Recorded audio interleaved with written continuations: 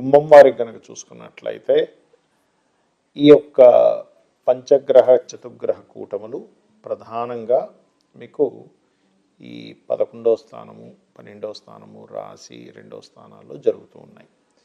వీటి వల్ల కలిగే మంచి ఫలితాలు ఏమిటి, తీసుకోవాల్సిన జాగ్రత్తలు ఏమిటి అనేటువంటి విషయాలు చెప్తుంది. నేనైనప్పటికీ చెప్పేస్తుంది సాక్షాత్ లలిత అమ్మవారిగా భావిస్తూ ప్రధానంగా ఇక్కడ లాభస్థానంలో పంచగ్రహ చతుర్గ్రహ కూటమితో ప్రారంభమవుతుంది. డిసెంబర్ మాసంలో అన్ని రకాల లాభాలు, కొంచెం బిజినెస్లో లాభాలు, కొంత స్ట్రెస్ కూడా ఉంటూ లాభాలు కూడా వస్తూ ఉంటాయి. మరి ఇదే పంచగ్రహ కూటమి జనవరి మాసంలో వస్తుంది 12వ స్థానంలో.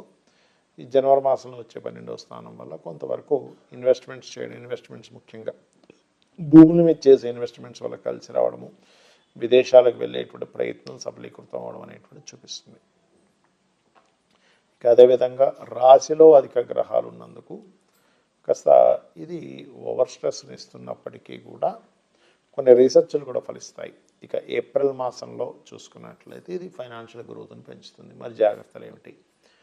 డిసెంబర్ మాసంలో ప్రధానంగా మీరు ఏదైనా ఒక ప్రాపర్టీ తీసుకునేటప్పుడు, వాహనాలు, గృహాలు ఏదైనా నడిపేటప్పుడు కొంత జాగ్రత్తగా ఉండాలి. ప్రధానంగా అప్పుల మూలంగా తీసుకునే ప్రాపర్టీస్ విషయంలో కొంత జాగ్రత్తగా ఉండాలి.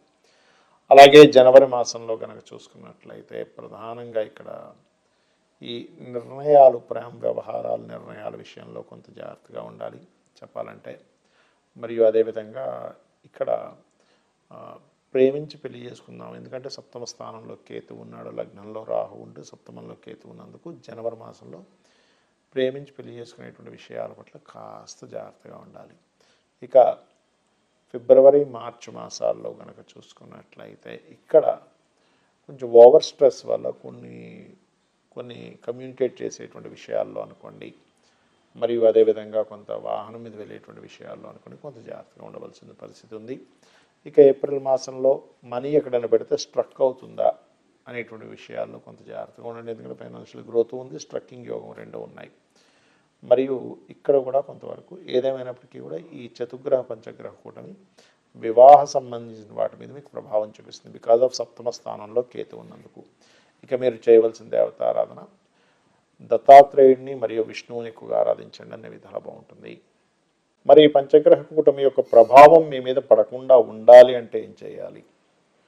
గుర్తుపెట్టుకోండి, ఇందులో పాజిటివ్ ఫలితాలు ఉన్నాయి, జాగ్రత్తలు ఉన్నాయి.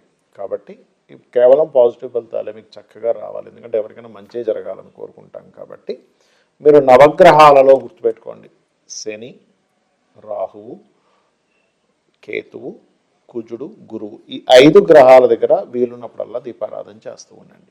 Point number 1. రెండవది చండీ పారాయణం వినడం కానీ, చండీ హోమాలు అవి జరిగే దగ్గరికి కానీ వెళ్తూ ఉండండి. కాస్త అక్కడ కొంచెం స్పెండ్ చేస్తూ ఉండండి. మరియు గోశాలకు వెళ్ళి గోవులకి బెల్లము, క్యారెట్స్, గ్రాసము ఇవి తినిపిస్తూ ఉండండి. మరి ఈ పంచగ్రహ కూటములు మనకి మధ్యలో ఒకసారి గ్రహణం కూడా వస్తుంది దీంట్లో చూసుకుంటే. కాబట్టి ఈ గ్రహణ ప్రభావం కానివ్వండి, పంచగ్రహ కూటమి ప్రభావం కానివ్వండి, వేటి మీద దీని ఎఫెక్ట్ ఎక్కువగా పడుతుంది అంటే ఇందులో చాలా అంశాలు ఉన్నాయి. ఇవి ఎలాంటి అంశాలు అంటే మనం ఎప్పుడూ కనీ విని ఎరుగనటువంటి వింతలు, విశేషాలు ఒక 100 సంవత్సరాలు వెనక్కి 100 సంవత్సరాల ముందుకు వెళ్ళినా జరగదు. ఎందుకంటే ఇటువంటి పంచగ్రహ కూటమి ఎప్పుడూ రాలే. మనకి సంవత్సరానికి ఒకసారి ఖచ్చితంగా చతుర్గ్రహ కూటమి వస్తుంది. పంచగ్రహ కూటమి 2 ఏళ్ళకి 3 ఏళ్ళకి ఒకసారి ఖచ్చితంగా వస్తుంది. కానీ కేవలం 2 నెలల్లో 3 సార్లు పంచగ్రహ కూటమి రావడము, కేవలం ఒక 3-4 నెలల వ్యవధిలో 3 సార్లు చతుర్గ్రహ కూటమి రావడం జరుగుతుంది. అంటే ఏమిటి? ఈ కూటమి అంటే కలవడము. ఈ కలవడం అనే దాన్ని ఎట్లా తీసుకుంటాము అంటే ఇది రకరకాలుగా చూపిస్తుంది. ప్రపంచ దేశాలు మొత్తం ఈ అట్మాస్ఫియర్ మీద ప్రపంచ దేశాలు అన్నిటి మీద చూపిస్తుంది. అంటే కొన్ని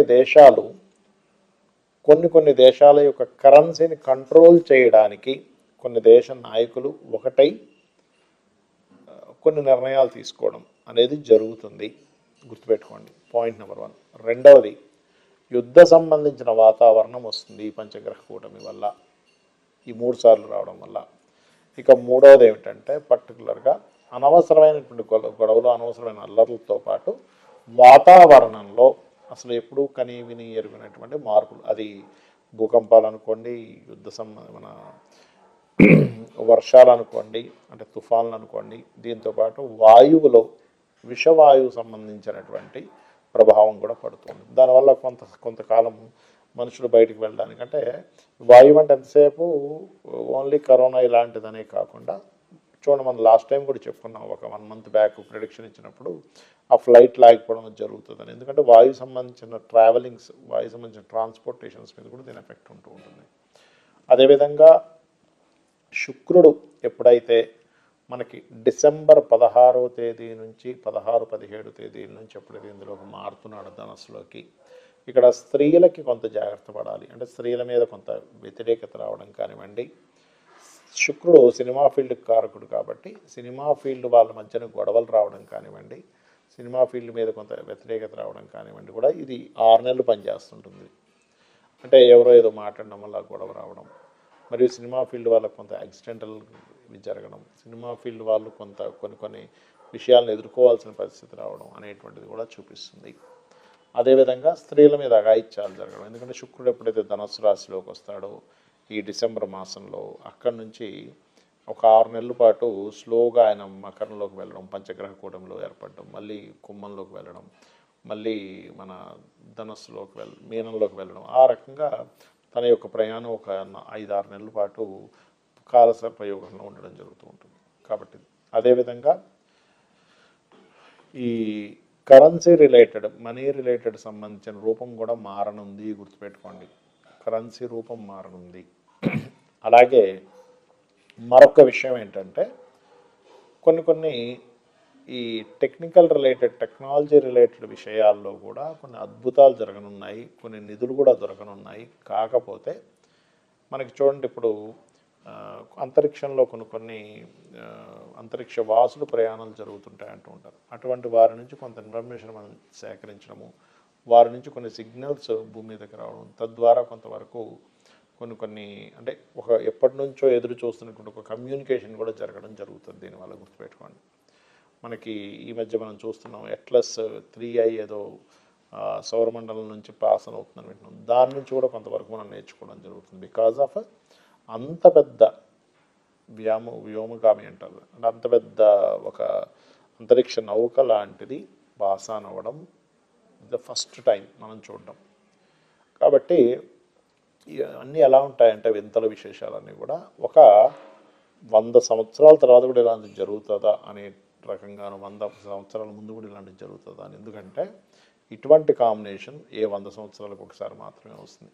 ఎలాంటి కాంబినేషన్ ఎన్ని సంవత్సరాల తర్వాత వస్తాయి, అంత విశేషాలు, అంత వింతలు, అంత గందరగోళాలు జరుగుతుంటాయి. అందుకే చూడండి, అంత అల్లర్లు ఎక్కువగా జరుగుతూ ఉన్నాయి మనకి. ఎందుకంటే దీనికి కేవలం గ్రహాల యొక్క సంకేతం ఒకటే కాకుండా మనకి ఒక పెహల్గాం దాడి ముందు కూడా మన పూరి జగన్నాథుడి యొక్క ఆలయం మీద వచ్చి ఆ గ్రద్ద ఆ జెండాని తూపోవడం అదంతా జరిగింది. ఈ మధ్య కూడా మీరు కనుక గమనించినట్లయితే కొన్ని కాకులు, గ్రద్దలు కూడా ఆ ఆలయం పైన ఉండేటువంటి గోపురం జెండా చుట్టూ తిరుగుతున్నాయి అనేటువంటిది మనం వింటూ ఉన్నాం. కాబట్టి నేను చెప్పేది ఒకటే, ఇక్కడ ముండేన్ ఆస్ట్రాలజీ అనేటువంటిది ఎందుకుంది అంటే సామాన్య మానవుడు తన ఇబ్బంది పడకుండా తన జీవితాన్ని గడపాలి.